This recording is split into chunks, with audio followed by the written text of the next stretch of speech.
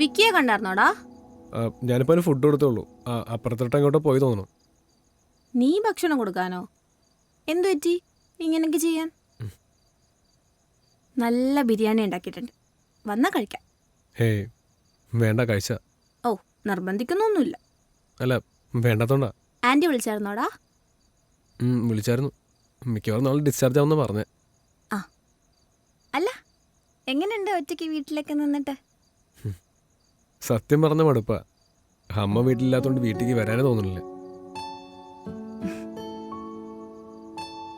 അമ്മ ഉണ്ടായിരുന്നുണ്ടെങ്കിൽ ഈ സമയം കൊണ്ട് 2 റൗണ്ട് വഴക്ക് കഴിഞ്ഞാൽ.